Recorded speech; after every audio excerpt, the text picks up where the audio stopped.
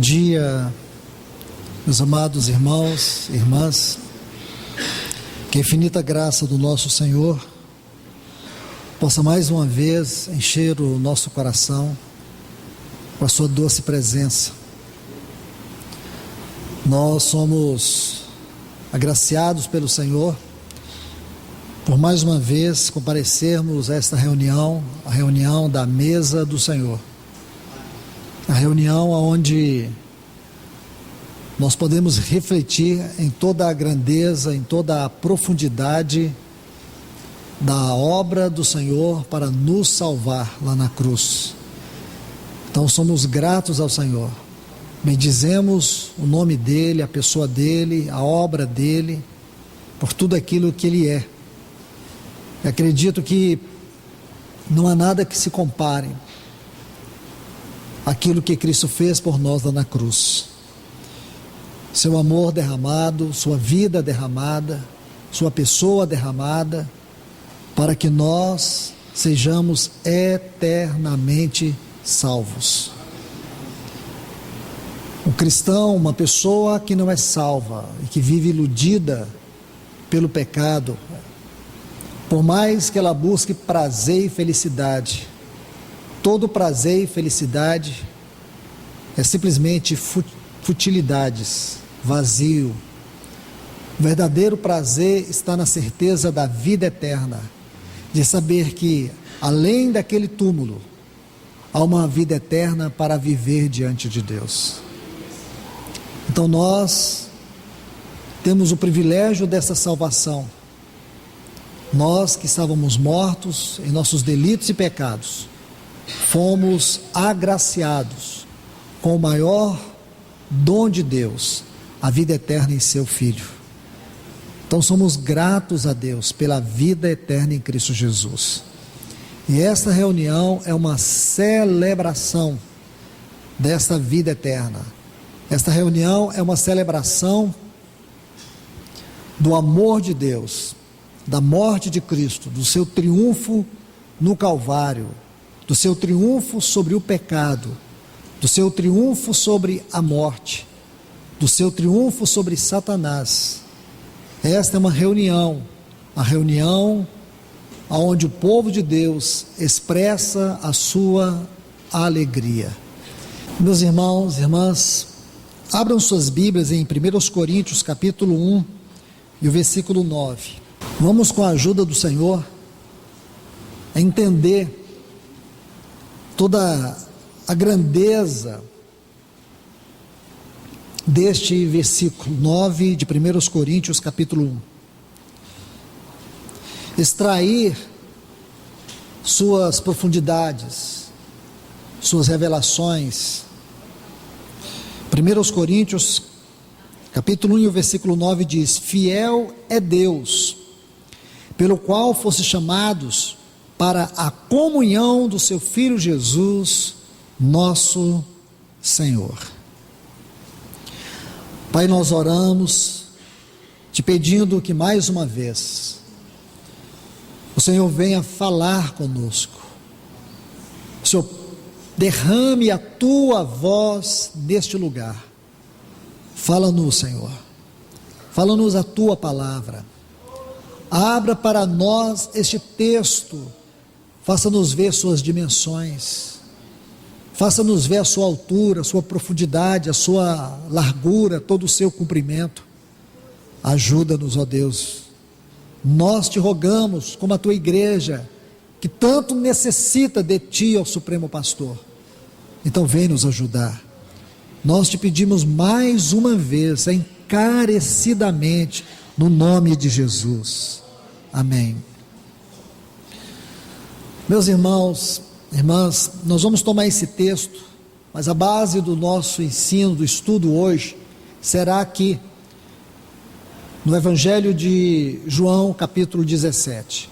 Nós vamos ver alguns detalhes sobre o que está nesse texto. Veja que ele diz assim: Fiel é Deus, pelo qual fosse chamados para a comunhão do seu Filho Jesus, nosso Senhor. Observe que ele diz que nós fomos chamados para a comunhão do Filho de Deus. Será que temos ideia do que isso significa? Nós precisamos sempre da ajuda do Espírito Santo para interpretar, para explicar toda a grandeza da palavra de Deus para nós. As coisas espirituais não podem ser compreendidas apenas com o intelecto.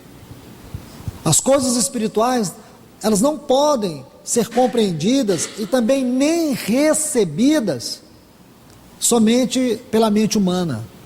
Se o Espírito de Deus não nos revelar a grandeza, a profundidade das revelações da palavra de Deus, tudo que iremos ver aqui é superficialidade ainda. Observe bem que ele diz que nós somos chamados para a comunhão do Filho de Deus. E o que significa esta comunhão do Filho de Deus? Você tem ideia o que é esta comunhão? Esta é a palavra que explica a realidade eterna do relacionamento que sempre existiu entre o Pai, o Filho e o Espírito Santo. Naquela eternidade passada, não havia nada, só havia Deus. Não havia nem anjos, não havia nada criado ainda. A única coisa que existia era a Trindade, a Trindade eterna. Esta Trindade eterna vivia eternamente numa vida ou num relacionamento de amor, de afeto mútuo, como um grande templo, como um grande santuário. Essa ideia de templo na Bíblia, essa ideia de santuário na Bíblia, não é algo que surgiu a partir do momento que Deus chama Moisés para edificar um tabernáculo na terra. Então nós temos a ideia do tabernáculo no livro de Êxodo, a partir do capítulo 25. Temos a ideia do templo no livro de Reis, no capítulo 6. E temos a ideia da igreja em todo o Novo Testamento. Irmãos, a ideia do tabernáculo, a ideia do templo e a ideia da igreja como casa de Deus é simplesmente para nos mostrar uma realidade estupenda que existe no coração de Deus sobre o que é templo. Templo é uma realidade em Deus, como o lugar onde Ele anela encontrar-se com o homem. Se você conseguir ter essa definição de templo, você vai ter uma revolução na sua maneira de pensar e de viver na esfera de igreja, de um membro, de uma parte da igreja do Senhor. Porque o que Satanás sempre procura fazer é perverter o significado, o sentido, a identidade daquilo que é sagrado. Então, por favor, busque, capture isso, para que nós entendamos esse versículo. Porque quando você olha para a relação do Pai, do Filho e do Espírito na eternidade, eles viviam um no outro, numa comunhão. Sabe qual a palavra que explica toda a relação da Trindade na eternidade? Comunhão. Então, outra palavra importante aqui. Nós temos templo, agora comunhão. O que é templo? É uma realidade em Deus, como lugar onde Ele sempre deseja encontrar-se com o homem. E agora nós temos comunhão. Comunhão é a palavra que explica a vida e toda a relação da Trindade na eternidade. Irmãos, vocês têm que gravar isso. Vocês têm que gravar. Senão, vocês nunca vão entender o que é comunhão. Vamos viver nessa esfera de fofoca, nessa esfera de acusação, nessa esfera de julgamento. E eu falo para vocês, não tem pecados que ofendam mais a Deus do que estes. Quando nós tocamos na vida do irmão, Nem que você esteja certo e que o irmão esteja errado. Porque quando você toca no irmão, você está tocando na comunhão, você está tocando em Deus. A gente vai ver isso com mais propriedade. Uma das questões mais sérias da realidade da igreja é comunhão.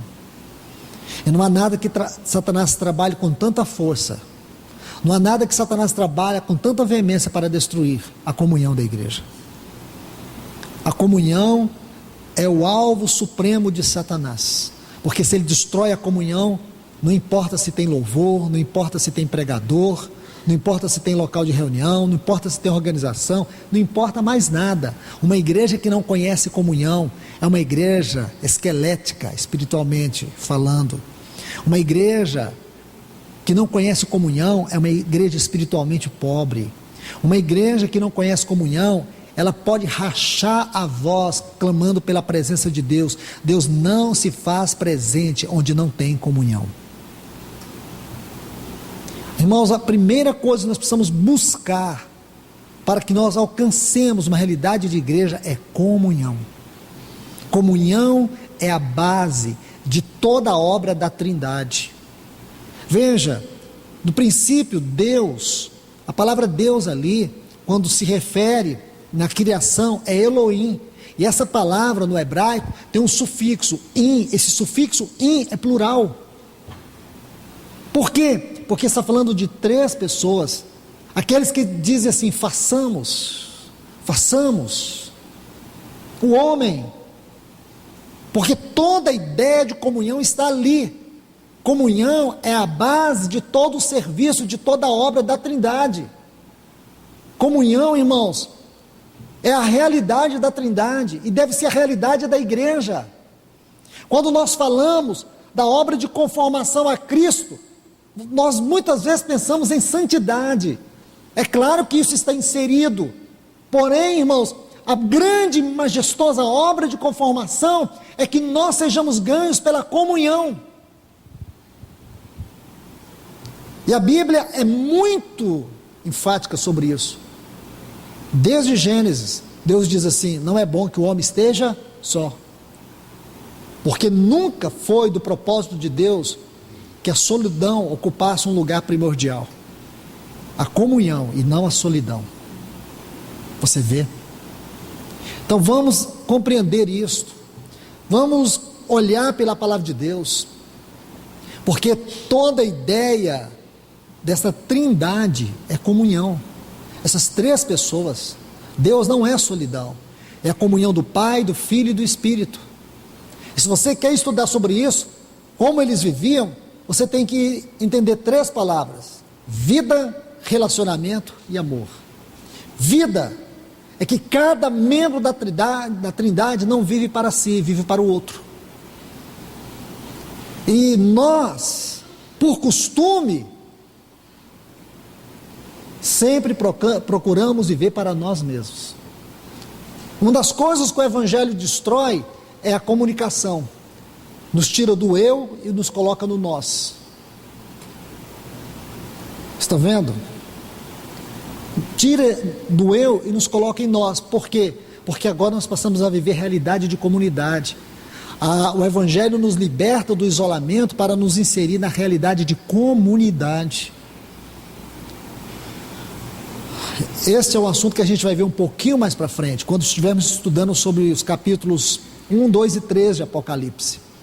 É claro que não vamos ver detalhes, nós vamos pegar o sumário daquilo, buscar um sumário daquilo, grandes revelações sobre o que Deus quer falar sobre vida de comunidade. Igreja é vida de comunidade. Os irmãos que não entenderam que igreja é vida de comunidade, você está com deficiência na sua conversão, na sua salvação e na sua fé. Porque se o Evangelho entra, ele nos resgata do isolamento das trevas e nos leva para a luz da comunhão. Se andarmos na luz, nós temos comunhão uns com os outros. Então, saímos das trevas e fomos inseridos numa vida de comunidade. E comunhão é um dos pilares da vida prática da igreja. Atos 2, 42. Doutrina dos apóstolos, comunhão, partir do pão e as orações. Agora, observe, irmãos, irmãs, com muito cuidado, esse capítulo 17 do Evangelho de João. Vamos ver até onde o Senhor nos permite olhar para este capítulo. Este capítulo 17 do Evangelho de João, ele é o capítulo que expressa a oração do nosso Senhor no seu aspecto mais elevado.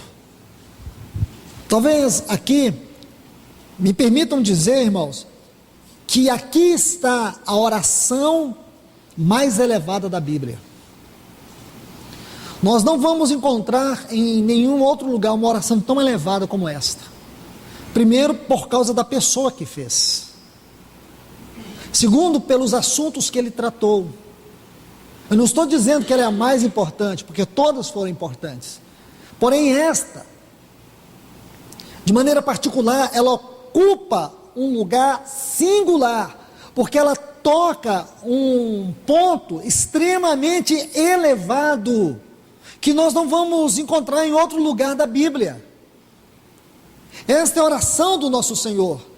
Então nós temos que entender por que essa oração, ela tem um aspecto tão supremo em relação a todas as orações. Primeiro, pela pessoa que fez.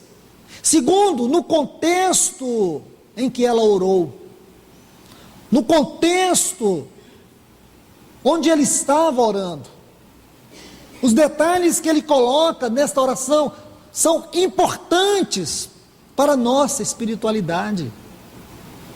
Ele vai tratar alguns pontos aqui. Você vai encontrar muitos comentários falando desta oração, alguns com algumas belezas didáticas. Porém, irmãos, ignorando isso por um momento, quero chamar a atenção de vocês unicamente para a palavra de Deus. Ver, sem buscar subterfúgios algum, ferramenta alguma. Vamos só olhar para esse capítulo e ver, na simplicidade da sua didática, o que é que realmente o Espírito Santo, por excelência, quer falar a nós. Vamos devagar. Esse é um capítulo que leva muito e muito tempo para ler. Então não vamos com pressa. Existem várias formas de você estudar esse capítulo. Várias formas. Nós vamos usar uma delas. Uma delas. Por isso não é a última palavra. Não estou dando aqui a última palavra sobre este capítulo. Muitos irmãos têm tido o seu encargo para interpretar esse capítulo e para estudá-lo. Apenas vamos ver uma das diretrizes para poder estudá-lo. O versículo 1 aqui desse capítulo 17, ele vai ser para nós como que uma introdução, e depois nós vamos ver o meio de se estudar, um dos meios de se estudar esse capítulo. Está assim: Jesus falou estas coisas, e levantando os olhos ao céu, disse: Pai, é chegada a hora. Preste atenção nessa frase: é chegada a hora. E por que nós estamos vendo tão devagar isso aqui? Por uma simples razão: para que nós venhamos compreender sua profundidade. Porque nós corremos o risco de ler todo esse capítulo e perder os detalhes importantes. Então, por favor, antes de vermos qualquer outra coisa, vamos nos deter nessa frase: é chegada a minha hora. Aqui no Evangelho de João, no capítulo 2, versículo 4, nosso Senhor, ele vai nos dar uma pista, ou uma chave, melhor colocar assim, para a gente entender sobre esta hora. Olha o versículo 4 do capítulo 2 do Evangelho de João. No seu primeiro milagre, seu primeiro ato milagroso, olha o que ele diz aqui para Maria. Disse-lhe Jesus: mulher, que tenho eu contigo, ainda não é chegada a minha hora. Preste atenção a partir daqui. Havia uma hora na vida do Senhor, havia um momento crucial. Ele caminhava para esta hora para ele era um fator importante na sua vida e no seu ministério. Ele vai caminhando para ela. Por favor, o capítulo 8, aqui do Evangelho de João, versículo 20. Essas palavras disse Jesus no lugar do tesouro, ensinando no templo, e ninguém o prendeu, porque ainda não era chegada a sua, veja, essa hora era dele, sua hora, preste atenção, sua hora, era a hora dele. Ninguém o prendeu, porque não havia chegado a sua hora. Então nós começamos a refletir que esta hora, ela é sumamente importante na vida do nosso Senhor. Não era uma hora qualquer da história, é a sua hora, não é chegada a minha hora. Não prenderam porque não havia chegado sua hora. Preste atenção. Veja o capítulo 12. Nosso Senhor está em Betânia e depois ele vai para Jerusalém. Agora ele está aproximando da sua hora. Versículo 23 diz assim: e Jesus lhes respondeu dizendo: é chegada a hora em que o Filho do Homem há de ser glorificado. Então está chegando a hora. Veja o versículo 27. Agora minha alma está angustiada, e que direi eu? Pai, salva-me desta hora. Mas precisamente para esta hora que eu vim. Estão vendo? Aquela frase do versículo 1 de João 17 não é tão simples, irmãos. É um assunto importante aqui no Evangelho de João para nós estudarmos. A hora do Senhor. Qual o significado, qual o peso desta hora. Vamos agora para o capítulo 17. Aí ele diz: Pai, é chegada a minha hora. Então, por favor, nós teríamos que abrir toda esta palavra dentro do contexto da crucificação, da morte e do sepultamento do nosso Senhor. Mas não vamos fazer isto. Eu quero que vocês observem que esta é uma palavra muito grande e cheia de significado. É chegada a minha hora. Aí no momento que chega a sua hora, se esta é a sua hora, se ele caminhou para esta hora, se tudo que ele fez, ele tinha esta hora em vista, ele não podia atrasar, porque ele caminhava para ela, ele não podia falhar, porque ele caminhava para ela. Você me compreende? Ele não podia atrasar, ele não podia falhar, porque esta hora foi a hora mais importante de toda a história no tempo. Não teve uma hora, quando o tempo foi estabelecido, irmãos, quando Deus criou o tempo, esta hora, ela foi o ponto mais importante da história do tempo. Então esta era a hora do nosso Senhor. Lá em Êxodo é chamado a noite do Senhor. Não quero entrar muito nisso, porque a ênfase do assunto não é esta hora. Mas eu creio que os irmãos podem perceber que há muito que se falar dentro desta hora. Aquela era a hora do nosso Senhor, a sua noite. Então, se esta é a sua hora, é a hora mais importante da sua vida e também da vida de todos nós. Se é a hora mais importante para o universo, se é a hora mais importante para a criação, se é a hora mais importante para a Trindade, então significa que nesta hora ele vai tratar o assunto mais importante também, ou não. Então o que significa que dentro desta hora ele vai tratar o assunto mais importante do seu coração, do seu ministério, da sua pessoa e da sua obra. Que assunto é esse, irmãos? Se você ler todo o capítulo 17, você vai esbarrar em alguns assuntos. Eu posso colocar assim com muito cuidado. São assuntos subsidiários. O assunto essencial é um só. E neste assunto ele coloca ênfase. Vamos tentar entender isso, irmãos. A frase seguinte, ele diz assim: glorifica a teu filho. Essa palavra glorifica, A tradução dela significa veste de resplendor, realce o brilho.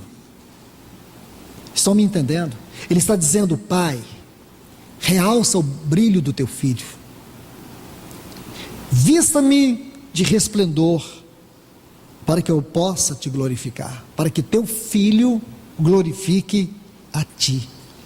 Veja comigo o versículo 5, porque ele vai lançar luz sobre essa palavra aqui, essa frase aqui. Olha o versículo 5: e agora glorifica-me tu, ó Pai, junto de ti mesmo. Então veja, ele não está orando no versículo 1, Pai, glorifica o teu filho. Agora o versículo 5 vai nos ajudar, porque ele vai colocar mais luz sobre essa frase. Veja, glorifica-me, ó Pai, junto a ti. Porque essa frase, junto a ti, é uma importante chave neste capítulo, porque toda a vida do filho foi vivido aí, junto ao pai. Ele nunca havia se separado do pai. O pai era o seu santuário, era ali que o filho vivia, era ali que o filho estava no pai, no seio do pai. O filho ocupava o lugar mais íntimo do pai. Então essa frase junto expressa tudo isso. O que ele está orando, irmãos, é para que aquele lugar, onde ele sempre eternamente viveu, ele possa ser glorificado ali, ele possa retornar para lá, porque um dia ele deixou aquele lugar.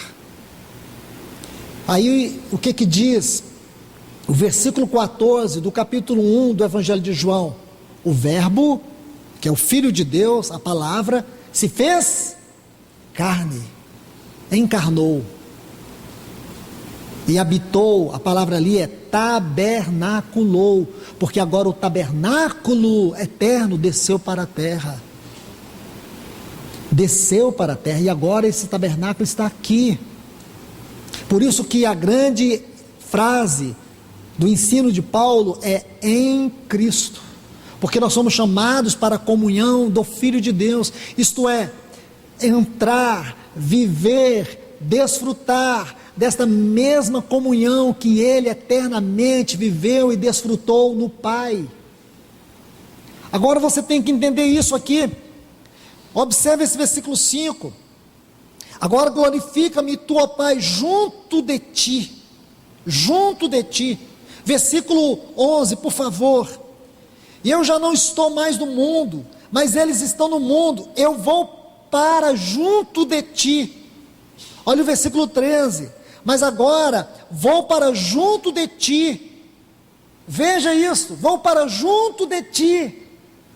Ele vai voltar para onde? Ele vai voltar para dentro daquele tabernáculo, onde ele viveu eternamente, onde ele desfrutou de vida, relacionamento e amor. Talvez sejam essas três palavras que melhor explique toda a relação trinitária das três pessoas divinas. Agora preste atenção, é isso que ele está dizendo: glorifica-me.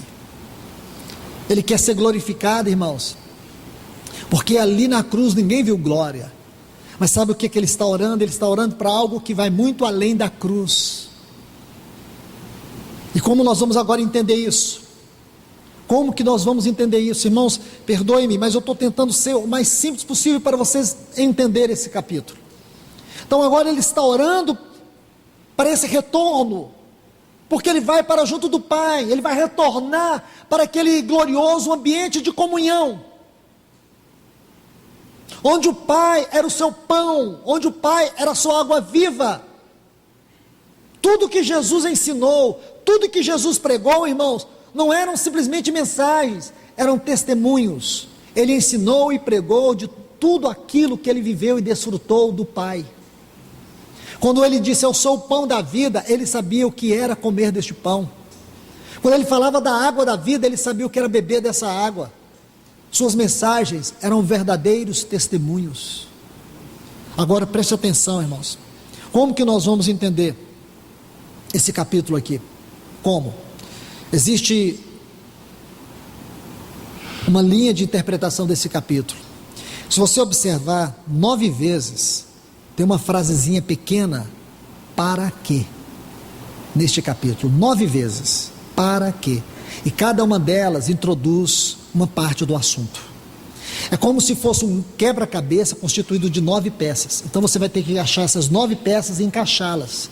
E depois que você encaixar, você vai ter a revelação do grande quadro que se encontra nesse capítulo 17. Vamos para o primeiro. Está aqui, do versículo 1. É chegada a hora, glorifique a teu filho. Para quê? Está vendo o primeiro aqui? Para quê? Também teu filho glorifique a ti. Ele está dizendo, vista-me com resplendor, para que eu também possa te vestir. Irmãos, aqui está a primeira peça desse grandioso quebra-cabeça. O filho vestido do pai, e o filho sendo vestido do pai. Porque isto, irmãos, é comunhão. O assunto desse capítulo, o ponto essencial desse capítulo é comunhão. E aqui mostra, irmãos, um aspecto da relação divina entre o pai e o filho.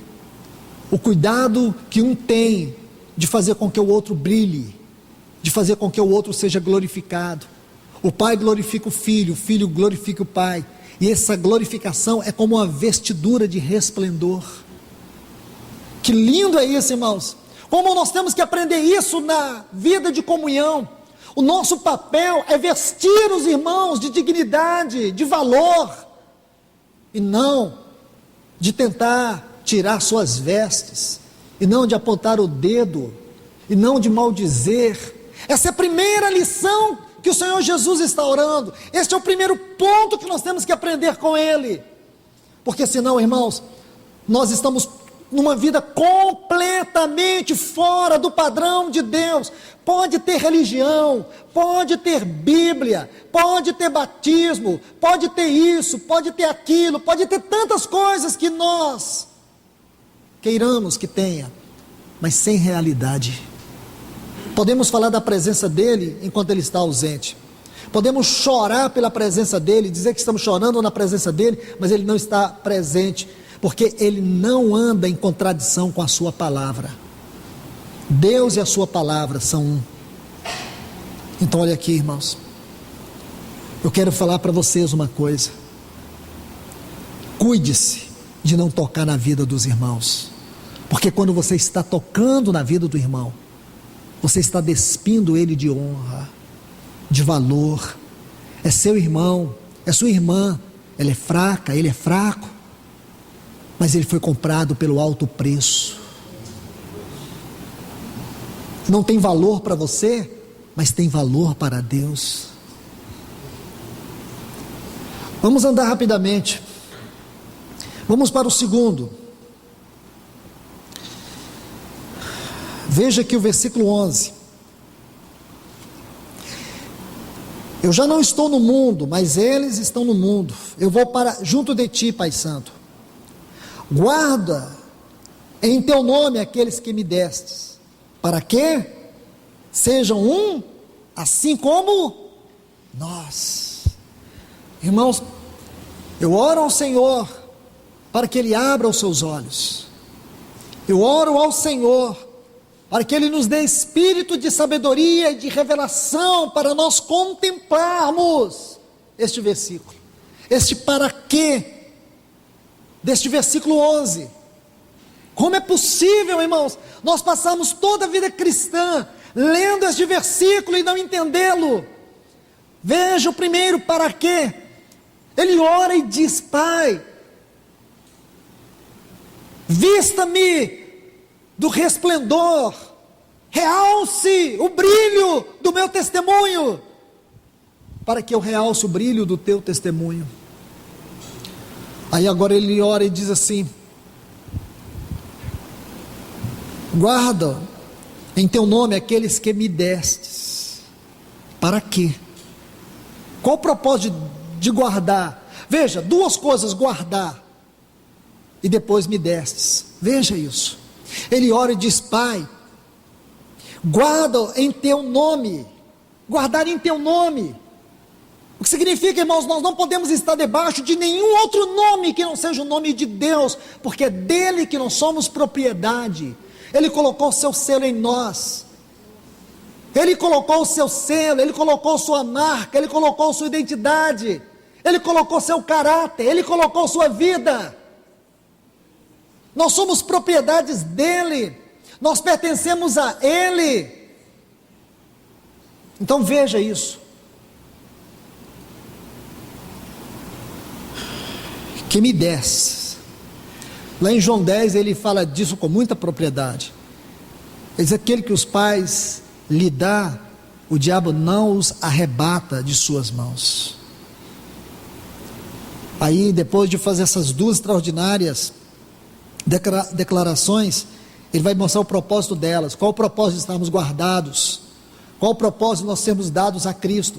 Nós somos dados a Cristo para não irmos para o inferno. Irmãos, infelizmente, a única coisa que paira na cabeça dos cristãos sobre salvação é não ir para o inferno. A única antítese de salvação para as pessoas é inferno. O único valor que as pessoas dão à salvação é porque elas tiveram seus pecados perdoados. O ponto mais alto que as pessoas podem achar sobre salvação é que elas não vão queimar eternamente no inferno e que os seus pecados foram perdoados. Eu quero te falar que esses são os pontos mais baixos, são os primeiros degraus. O mais alto é esse aqui, irmãos. Este é o mais alto. Sabe por quê? Deus colocou você no nome dEle. Sabe por que Deus deu você a Cristo? Para Deus um filho, uma filha, para o Espírito Santo um templo, para Cristo uma noiva. Ele diz: para que sejam um, assim como nós. E como que funciona isso, irmãos? Como que Deus é um? Deus é um partilhando vida, relacionamento e amor. E amor. Ele disse assim: novo mandamento vos dou, que ameis uns aos outros. Como? Como eu. O padrão do nosso amor não é nós, porque o padrão do meu amor, irmãos, é enganoso, é egoísta, é falho. Enquanto você estiver concordando comigo, enquanto você estiver me amando, eu te amo. Então o meu amor é falho. O que você tem para oferecer para mim te amar? Meu amor é falho. Mas o amor dele, irmãos, ele nos amou quando nós estávamos mortos. Ele nos amou quando nós éramos filhos da ira. Ele nos amou quando nós estávamos mergulhados em um caudal de pecados. Ele nos amou. Foi assim que ele nos amou. Não fomos nós que aceitamos ele. Foi ele que entrou, foi ele que veio, foi ele que foi lá na sarjeta, foi ele que entrou na sua crise, foi ele. Esse é o amor, e nós, irmãos, negamos este amor. Quando nós negamos este amor, quando nós não entendemos comunhão, quando nós não entendemos qual é o nosso relacionamento com os irmãos, só falamos mal, só criticamos, só fazemos exigências, só julgamos. Não tem nada que seja mais demoníaco do que esse comportamento. Nós convivemos com pessoas falhas. Os irmãos que estão perto de nós são falhos e nós somos falhos também. Compreende? Falhos também. Por isso, irmãos, que muitas vezes nós só conseguimos viver na periferia da realidade da igreja. Um avivamento está travado aí. Deus não pode visitar a sua vinha, porque a sua vinha quer as bênçãos dele, não quer o caráter dele, não quer a vida dele, não quer as virtudes dele, quer as bênçãos. Queremos dele as estratégias para que nós possamos montar uma denominação mais atraente, que o mundo possa ver que aqui as coisas funcionam. Irmãos, nós temos que andar na luz da face de Deus e não na luz da face do mundo, porque o mundo passa. Veja a profundidade de cada uma dessas frases: para que sejam um, Um como nós. Que lindo é isso, irmãos. Como nós. Como eles são esse um. São 3 pessoas, mas são um. Esse um em relacionamento, em vida, em amor. Tudo que um faz para o outro. Tudo que o filho fez, ele não fez para si mesmo, ele fez para o pai. Sua vida de obediência não tinha em vista ele mesmo, sua vida de obediência tinha a ver com o pai. Ele era obediente para que o pai encontrasse nessa obediência o seu prazer. O prazer do pai estava na obediência do filho. Um vive para o outro. Meu irmão, minha irmã, ouça isto. Você entende que você vive para o seu irmão. Você vive para ele, você não vive para falar mal dele. Você não vive para condená-lo. Liberte-se disso. Liberte dessa compulsão do ódio, da condenação, da autojustiça. Liberte-se disso. Porque este é um grande sintoma de alguém que não nasceu de novo. Porque Deus é amor. E quando você nasce para essa realidade divina. Como nós podemos ser um, irmãos? Nosso um aqui é jantar juntos, comer juntos, reunir juntos, fazer coisas juntos. Ajuntamento pode não refletir nada de comunhão. Nós precisamos entender a Trindade para entender a nossa realidade. E talvez para que a nossa realidade seja julgada pela Trindade. Porque o Pai, o Filho e o Espírito sempre viviam nessa esfera de amor, de afeto, de cuidado mútuo. Ninguém vivia para si. Ninguém toma o lugar do outro. Eles funcionam dando espaço para que o outro funcione também. Um não faz tudo porque depende do outro. Cada um submete-se ao outro. O filho está submisso ao pai. E tudo que o pai faz, ele faz para que o filho tenha todo o prazer. O Espírito não age independente do filho. O Espírito vem para glorificar o filho. Isso é a Trindade, irmãos. Passaremos toda esta manhã só refletindo sobre isso. Como eles vivem um para o outro, como eles fazem tudo para o outro. Aí Jesus está dizendo, vocês também têm que ser assim. Ele diz, Pai, tu guardaste-os em teu nome e me destes. Para quê? Para que nós fomos dados a Cristo? A resposta está aqui. Por que que Deus colocou você no nome dele? Ou colocou você neste nome? Para quê, irmãos? Para que sejamos um. É para que sejamos um. Não é para que nós sejamos denominação, não é para que nós sejamos uma comunidade qualquer, não é para que nós sejamos salvos, não é para que nós sejamos libertos do inferno, não, é para que sejamos um. Veja mais, versículo 13, mas agora vou para ti, e digo isso no mundo, para que tenham o meu gozo completo em si mesmos. Eu vou parar aqui, e nós vamos continuar numa outra oportunidade, se o Senhor nos permitir. Mas agora vou para ti, para junto de ti. Ele reforça isso. Veja, irmãos, por favor, observe cuidadosamente a ênfase que ele dá nesse retorno ao Pai. O que significava Jesus retornar para o Pai? Sua ênfase, ele vai enfatizar isso 3 vezes. Vou para junto de ti. 3 vezes. Vou para junto de ti. Sua oração tem a ver com esse retorno para dentro desse glorioso tabernáculo de comunhão eterna. Porque tudo se resume aí. A explicação de tudo, a razão de tudo, todas as profundidades insondáveis, todas as alturas inimagináveis,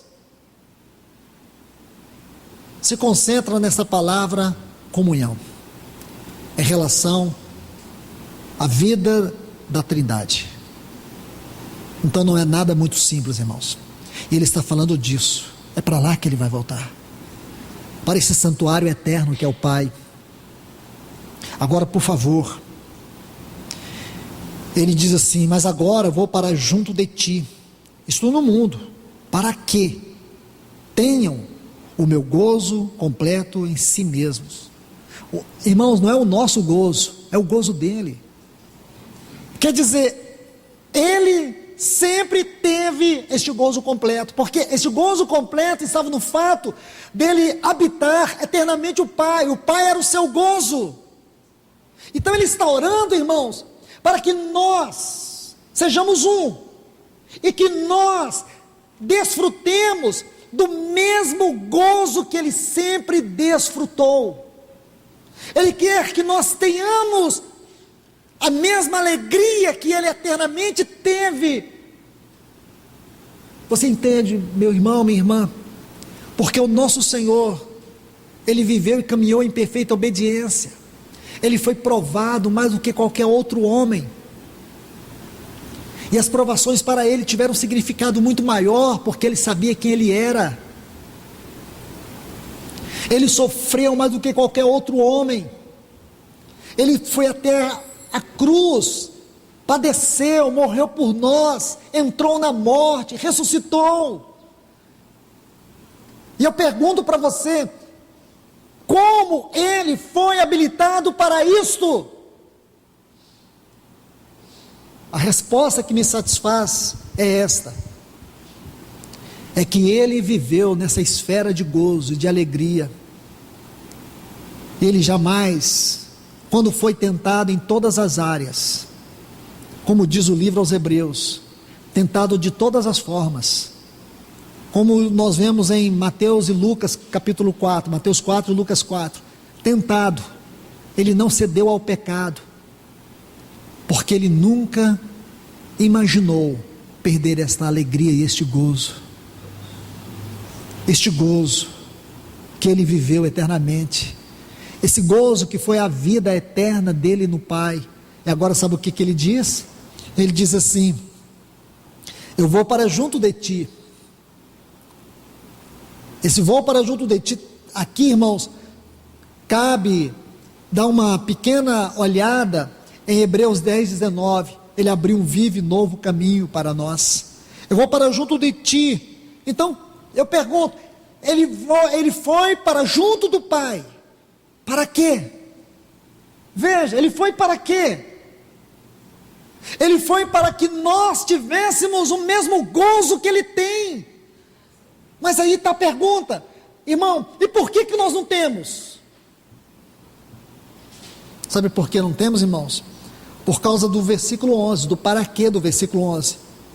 Porque nós insistimos em não sermos um, como Deus, o Pai, o Filho e o Espírito Santo são. Porque o dia que nós decidirmos viver essa realidade, a grande característica dessa realidade será o nosso gozo, será a alegria. Nós não vamos precisar de nada, não vamos precisar de nada, mesmo enfrentando as mais duras lutas e angústias. Existe uma coisa que ninguém vai poder tirar de nós: o gozo no nosso coração. Por que as pessoas se contentam com migalhas e ainda acham que estão felizes? As pessoas têm um emprego e acham que aquele emprego é que dá felicidade para ela. Tem um novo carro, aquilo dá felicidade. Tem uma casa e acha que isso dá felicidade. Isso não dá felicidade, irmãos. Isso às vezes traz mais problema do que felicidade. Às vezes é a causa de muitas angústias e dores. São os bens que as pessoas possuem. Eu li numa revista de um homem bilionário. E alguém perguntou para ele assim, o que ele faria com todo aquele dinheiro, se ele tivesse a oportunidade de comprar uma coisa, o que ele faria? Ele disse: eu compraria a minha alegria. Porque não dá. Porque não existe alegria nesse mundo, irmãos. Hoje você está feliz, amanhã você está frustrado. Você teve uma noite maravilhosa, quando amanhece o dia você está vazio, triste, inquieto, preocupado, ansioso. Ou estou falando de um outro planeta? Somos nós aqui. Nossas alegrias são momentâneas. Mas existe um gozo que ninguém pode tirar, e a base desse gozo está na comunhão. Olha o que o nosso Senhor Jesus diz: mas agora eu vou para junto de ti. Ele já foi, irmãos, a parte dele ele cumpriu, é a nossa parte que nós não estamos cumprindo. Aí ele diz: eu vou para que eles tenham o meu gozo completo neles mesmos. Aqui nós temos que ler uma passagem, por favor. 1 João, capítulo 1, versículos 3 e 4. Observe bem a leitura desses dois versículos. 1 João, capítulo 1, versículos 3 e 4. O que vimos, ouvimos, isso vos anunciamos. Para quê? Está vendo aí? Para quê? Tenhais comunhão. Só até aqui, depois eu leio o restante. Vamos ler devagar. Então, tudo que eles viram, e se você observar, os versículos 1 e 2 está falando de Cristo, observe.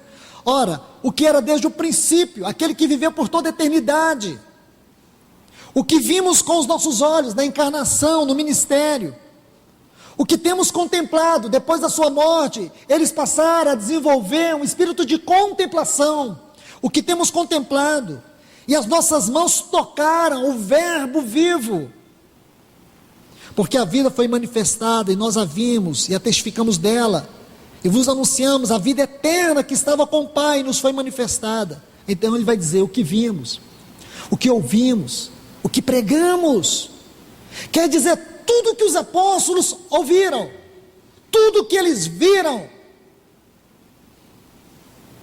se tornou uma mensagem. E qual foi o propósito dessa mensagem? Comunhão. Comunhão. Ele diz assim: comunhão conosco. Agora ele vai definir comunhão. Irmãos, eu quero que vocês atentem aqui, porque essa definição é a mais importante que você vai encontrar na Bíblia. E a nossa comunhão é com o Pai, com o Filho e com o Espírito. Nós precisamos perceber a grandeza desta frase. A comunhão nossa, irmãos, ela não é nossa. Compreende? A comunhão nossa é a comunhão do Pai, do Filho e do Espírito. A igreja não produz comunhão, a igreja não gera comunhão, a igreja não fabrica comunhão, não existem técnicas para comunhão, não tem.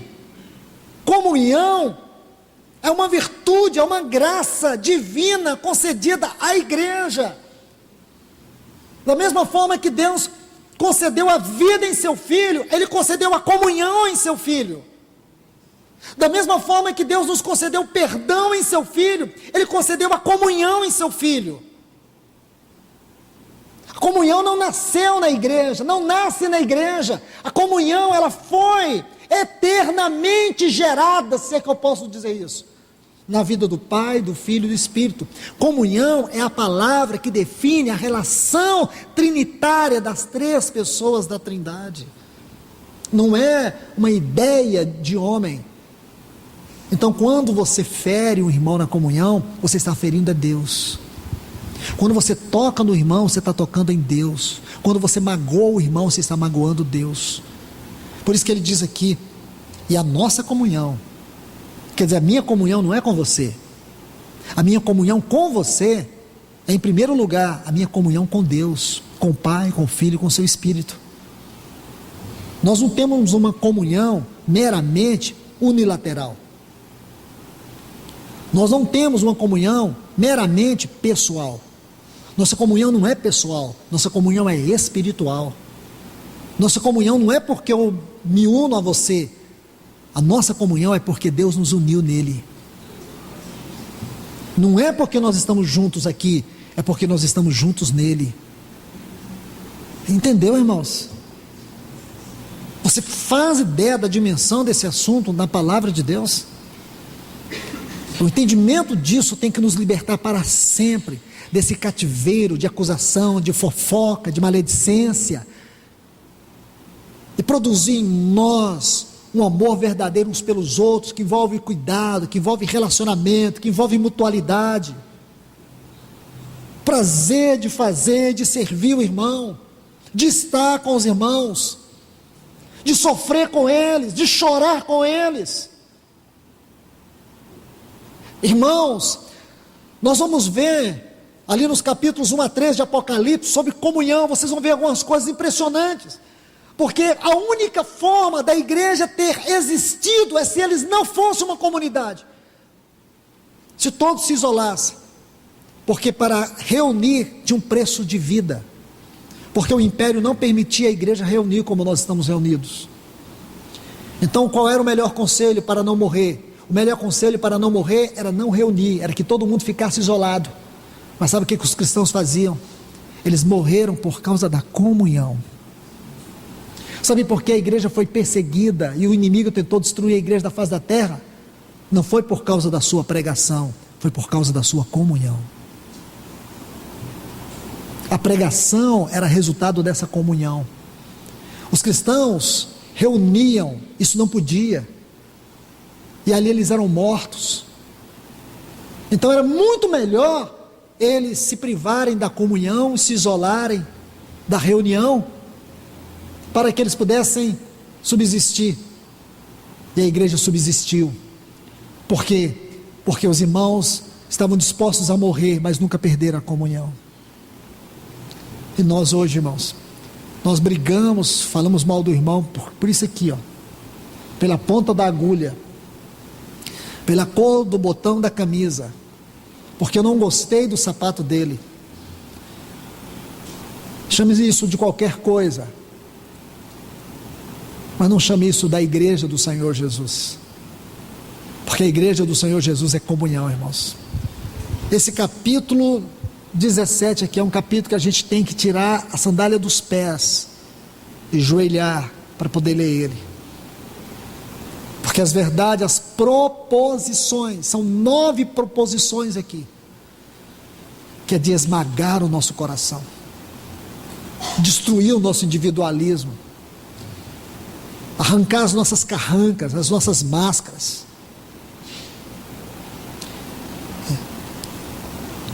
E a comunhão, e a nossa comunhão é com o Pai, com o seu Filho, Jesus Cristo.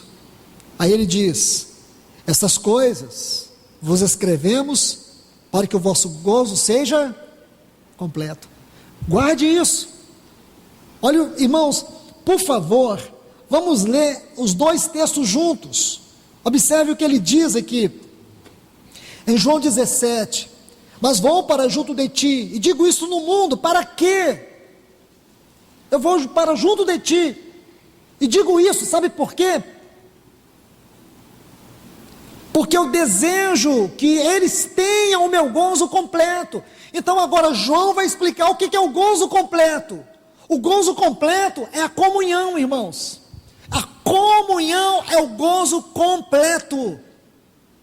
Aqui ele diz: estas coisas vos escrevemos para que o vosso gozo seja completo. E o que ele acabou de escrever? Que nós devemos ter comunhão, que tudo que eles ouviram, tudo que eles viram, tudo que eles pregaram, é para que nós tenhamos comunhão.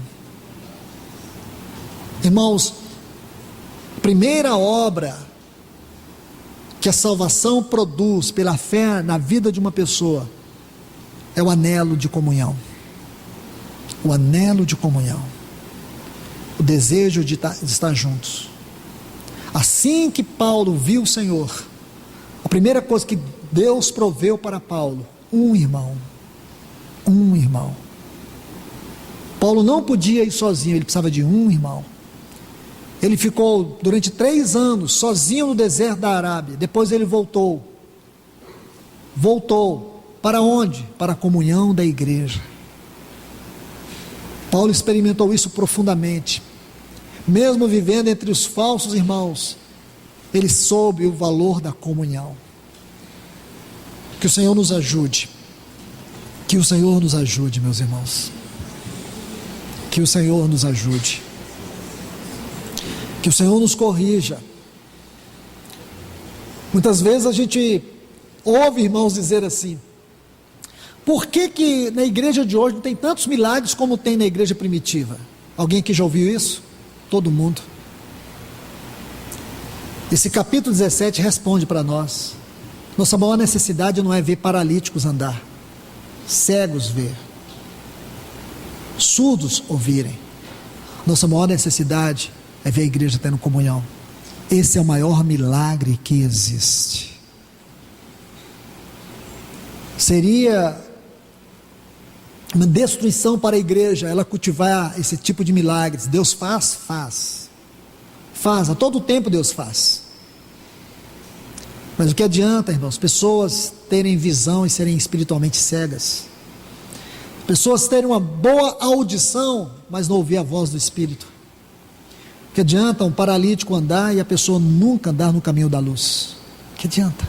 O que adianta uma pessoa ressuscitar e não ter vida profunda em plenitude espiritual? O que adianta? Então Deus não brinca de ficar dando presentinho para nós. Deus não brinca de ficar fazendo árvore de Natal, colocando luzinhas para nós.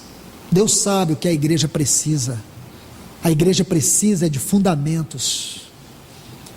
Irmãos, olhe, quando você chegar em casa, Atos capítulo 2, aí você vai ler a partir do 42, aí você vai ler até o 47, mas não faça isso agora. Aí você vai ver, primeiro, perseverava na doutrina dos apóstolos, na comunhão, no partir do pão e nas orações, os 4 fundamentos. E o que tinha embaixo? Aí você vai ver, eles caíam na alegria do povo. Deus dava ousadia para os apóstolos na palavra. Muitos sinais e prodígios eram feitos por meio dos apóstolos. Então como que Deus vai operar tantos prodígios e sinais para uma igreja que não sabe o que é fundamental? Milagre não é fundamento da vida da igreja. A palavra é. A doutrina dos apóstolos, sim. Comunhão, partir do pão, orações. Essas coisas são dádivas da graça de Deus, mas esses primeiros são os fundamentos da obra de Deus. Deus tem que fazer sua obra primeiro. Sua obra tem fundamentos. Sua obra tem fundamentos. Então nós temos que ser honestos na leitura, na interpretação e na aplicação da palavra de Deus. Por isso eu conclamo esta igreja que nós oremos nas nossas reuniões, enquanto for possível. Venhamos orar com todas as forças que tivemos em nossos pulmões, para que o Senhor derrame um avivamento de comunhão entre nós.